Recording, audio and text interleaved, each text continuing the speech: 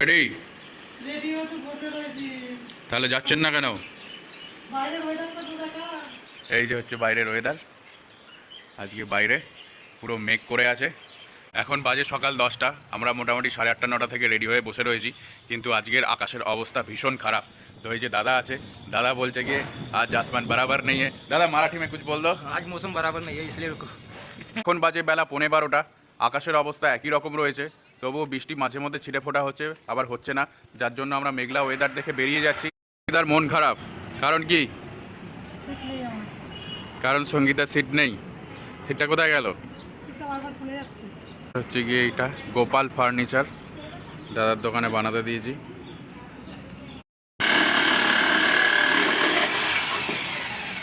দিন ধরে 2-3টে কাজ পড়েছিল। প্রথম কাজ হচ্ছে এই ব্যানারটা লাগানো আর ফিটটা লাগানো। তো এই দাদারা আছে, দাদার দোকান থেকে ফিটটা ফিট হয়ে গেছে, প্লাইটা চেঞ্জ করে নিয়েছি, দাদা একদম নিজের হাতে তৈরি করে দিয়েছে। এত থ্যাংক ইউ দাদা, ধন্যবাদ জি। এই বাদিকের রাস্তাটা কেটে যাচ্ছে হায়দ্রাবাদের দিকে, যাবেন নাকি হায়দ্রাবাদ? এত গরমে আমরা উত্তরের দিকে পালানোর চেষ্টা করছি, তো হায়দ্রাবাদ যাওয়ার কোনো প্রশ্নই নেই, যার জন্য আমরা হায়দ্রাবাদ যাবো না। আজকে আমরা বেশি দূর আসিনি, 30 কিলোমিটার মতো এসেছি। তারপর মেন রাস্তা দিয়ে যাচ্ছিলাম, যেখানেই মন্দির দেখছিলাম জিজ্ঞেস করছিলাম, তো জায়গা পাচ্ছিলাম না। অবশেষে একটা মন্দির পাওয়া গেছে, এই মন্দিরটায় কথা বললাম। এখানে যিনি জমির কাজ করেন আর যিনি মন্দিরের কাজ করেন, তারা দুজন শুধু দাদা আর কাকা রয়েছেন। তো তাদেরকে বললাম, তো এখানকার যিনি দেওয়ানজি, তার সঙ্গে বাই ফোন কথা হলো, তাকে ডকুমেন্টস পাঠালাম, তিনি আজকের জন্য এখানে অ্যালাউ করলেন আজকে। তো সঙ্গীতাকে রেখে আমি এখন দাদার সঙ্গে যাচ্ছি বাজারে। এই যে দাদা আমাদের বাজারে নিয়ে যাচ্ছে, আর সঙ্গে কালুয়া আছে। এই এত বড় জমি এই দাদার সব দেখভাল করে।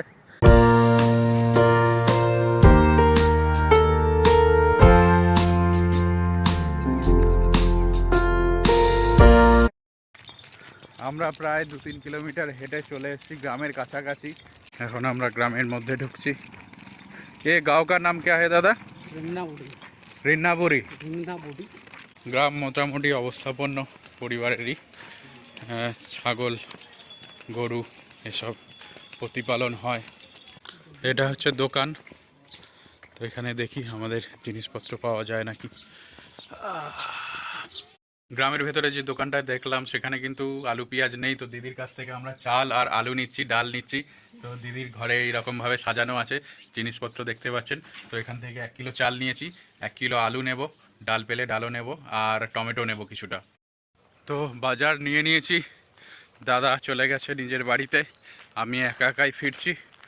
মোটামুটি 3 কিলোমিটার পথ ফিরতে হবে। এই যে সাদা অংশটা দেখছেন, এটা হচ্ছে পুরো এই মন্দিরের বাউন্ডারি লাইন। আর দূরে ওই যে দেখতে পাচ্ছেন গাড়ি যাচ্ছে, এটা হচ্ছে হাইওয়ে। ওই যে দূরে মন্দিরটায় আজকে আমরা রাত্রেবেলা থাকছি। তো কাকার সঙ্গে এখন বসে রয়েছি, ভেতরে ঢুকেছি। তো এইখানে একটা খাট আছে, কাকা হচ্ছে এখানে দেখভাল করে আর মন্দিরের দেখাশোনা করে। আর এটা হচ্ছে কাকার নাতি। আর আমরা এইখানে কাকার খাটের পেছনে আছে যে জায়গাটা আছে, ব্যাগটা রেখেছি, এইখানটা আমরা থাকবো। তো আমরা এবার রান্না করার জোগাড় করছি। এখন হচ্ছে গিয়ে চা পর্ব চলছে। কাকা স্টোভটাকে দেখে একটু তাজ্জব হয়ে গেছে যে এইটুখানি স্টোভে এত আগুন কি করে আসছে।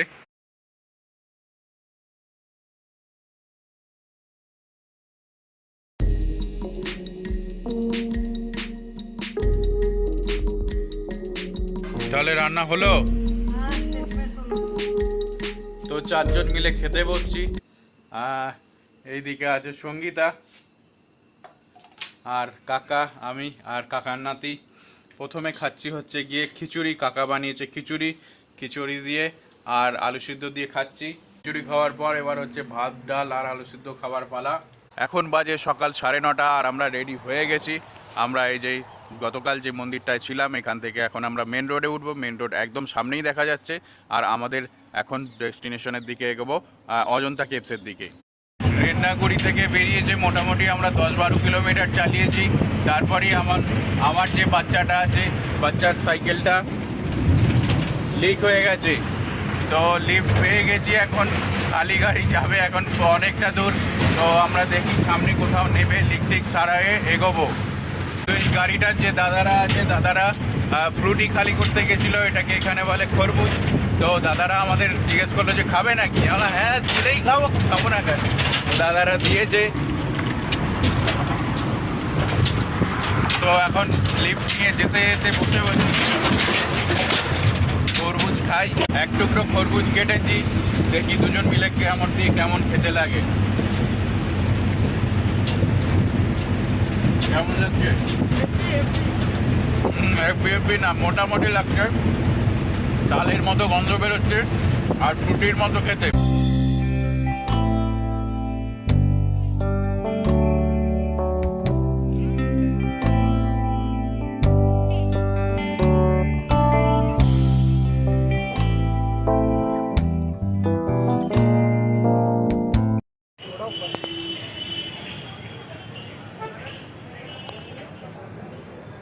আমরা জামনের পৌঁছেছি, সাইকেলও সারিয়েছি। তো এই যে দাদারা আছেন, দাদারা আমাদের এখন চা খাওয়াচ্ছেন। তো এখানকার দারুণ, এটা কি বলে, কাটিং কাটিং কাটিং খাচ্ছি। আমরা একটু গ্রামের ভেতর দিকে চলে এসেছি। তো এটা হচ্ছে পঞ্চায়েত ভবন। তো পঞ্চায়েত ভবনেই কাকারা আছেন আর পেছনে ভাইরা আছে, বাচ্চা কাচ্চাগুলো আছে। তো ওনাদের সঙ্গে সব কথা বললাম। তো থাকার ব্যবস্থা কি হবে দেখছি। तो हमरा एसटी काछाकाछी है बजरंगबली मंदिर। ये गांव का नाम क्या है? और ये किसका मंदिर है? हिंदू धर्म का मंदिर है, बजरंगबली का।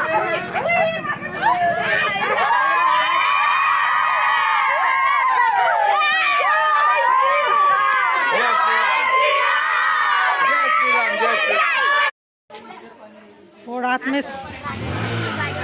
में हाँ कभी कभार रात में साइकिल चलाते। हाँ हाँ एकदम एकदम सब कबाडी खेलছে এখানে আর আমাদের জন্য করেন না যা লাইট প্রদীপের আগে আগে সব চিল্লার পার্টি চলছে। আমাদের রাতে খাওয়ার জায়গায় ব্যবস্থা করে দিয়েছে, সেখানে খেতে নিয়ে যাচ্ছে। তো আমরা যে বজরংবলীর মন্দিরটায় গিয়েছিলাম ওখানে আমরা ব্যাগপত্র রেখে চলে এসেছি। তো আবার এসে গেছি এইখানটায় পঞ্চায়েত অফিসের সামনে, সবাই মিলে বসে আড্ডা মারছি।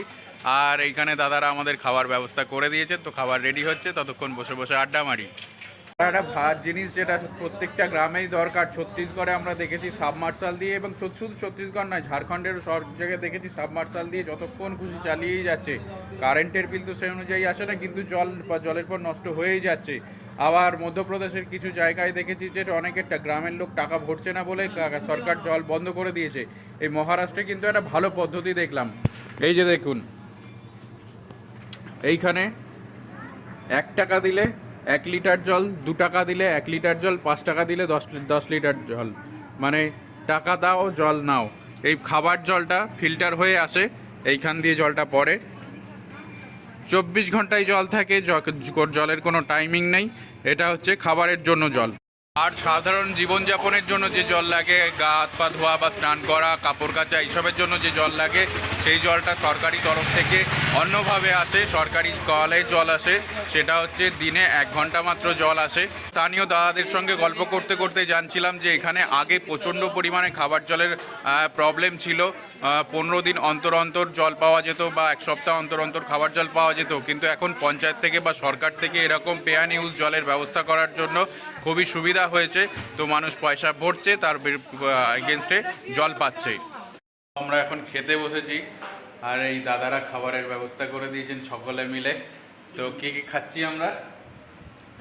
একটু আলুর তরকারি প্রদীপের আবদারে, আর এদিকে হচ্ছে এটা সেউ কা সবজি, মানে আমাদের ওই যে গাঠিয়া যেরকম টাইপের হয় ওই রকম কিছু একটা দিয়ে সবজি আর রুটি এসছে। এটা হচ্ছে গিয়ে বাজরার রুটি। এখনো পর্যন্ত আমরা কোনোদিন বাজরার রুটি খাইনি, তো বাজরার রুটি খেয়ে দেখবো আজকে। সঙ্গীতার সঙ্গে দিদিরা আর ভাইরা গল্প জুড়ে দিয়েছে। এরকম হচ্ছে এখানকার পাড়া কালচার, সবাই একে অপরের সঙ্গে যুক্ত। তো সবাই গল্প করছে, সঙ্গীতা হচ্ছে মিডিলম্যান, সঙ্গীতার থেকে সবাই গল্প শুনছে। সুপ্রভাত সকলকে, আমরা বেরোচ্ছি এখন এই গ্রামটি থেকে।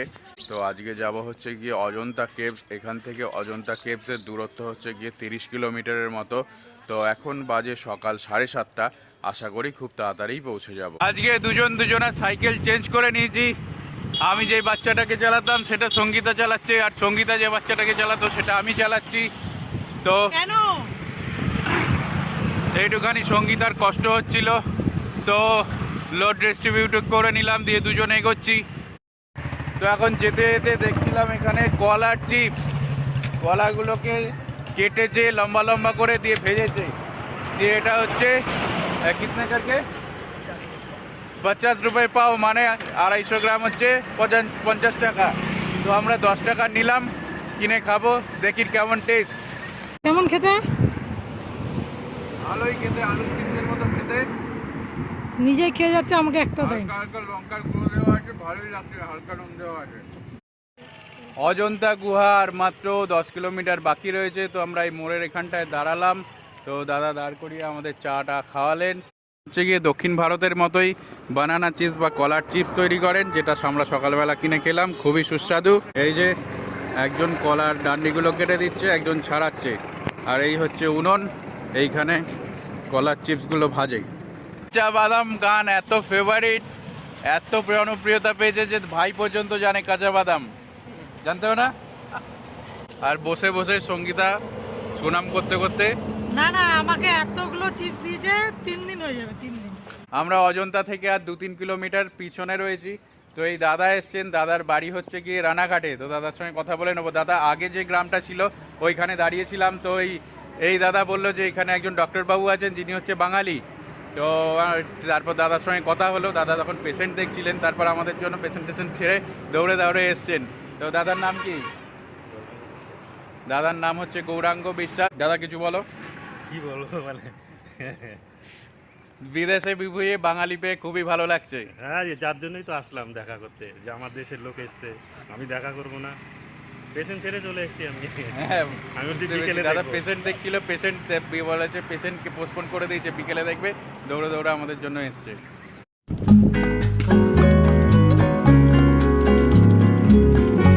অযোধ্যা গুহার একদম কাছাকাছি চলে এসেছি। তো আমরা এই রাজস্থানী ধাবার কাছ থেকে জল নিচ্ছিলাম, নিজেরা খাবার তৈরি করবো বলে, কারণ খুবই খিদে পেয়ে গেছে, বেলা প্রায় 1টা বাজে। তো এই এখানকার যিনি দাদারা আছেন তারা আমাদের আজকের খাবারের ব্যবস্থা করে দিয়েছেন এই রাজস্থানী ধাবার এখান থেকেই। এই যে দাদারা আছে, দাদারা আমাদের খাবারের ব্যবস্থা করে দিয়েছে। দাদার না, ये ধাবা কা নাম क्या है? হোটেল গজল। আর আমাদেরকে দিয়েছেন রুটি আর আলু মটরের তরকারি। বাজে রাত 10টা, আর দাদার সঙ্গে দুপুরবেলা দেখা হয়েছিল। দাদা কিন্তু আবার পেশেন্ট রেখে দেখে ঠিক চলে এসছে আমাদের সঙ্গে দেখা করতে। দাদার ঘরে যে ডাল ছিল, বাড়ি থেকে এনেছিল মুসুর ডাল, দাদা দিয়ে দিয়েছে। আর দাদার সঙ্গে এনারাও এসছেন। দুপুরবেলা তো খাবার খাওয়া দেখলেনি, রাত্রেবেলা আমাদের ভাড়া থেকে খাওয়া থাকার ব্যবস্থা করে দিয়েছে। অজন্তা গুহার একদম কাছে রাজস্থানী ধাবাতে আমরা রাত কাটাচ্ছি, এটা তো আপনারা জানেনই। আর এই যে হচ্ছে ধাবাটা সাইডে, আর এই যে হল ঘরটা আছে, এই ঘরটাতে আমাদের থাকার জায়গা হয়েছে। Is the chain of Gazal hotel. আর এটাই হচ্ছে আমরা থাকছি, আমাদের বাচ্চা দুটোকে এখানে রেখেছি, ব্যাগপত্র এখানে। আর এই হচ্ছে সঙ্গীতা শুয়েছে। একটাই তো খাটিয়া, দুজন মিলে শোবো কি করে? এটা আমরা বাড়ির নিচে হোস্টেলের খাটের মতো, নিচে শুচ্ছে প্রদীপ, উপরে শুচ্ছে আমি। এই যে এইখানে আমার বালিশটা আছে, এখানে আমি শোবো। যদিও প্রচণ্ড হাওয়া আছে, তবু মশারি খাটিয়েছি। আর সঙ্গীতা হচ্ছে উপরে। তাহলে আজকের মতো শুভরাত্রি, গুড নাইট।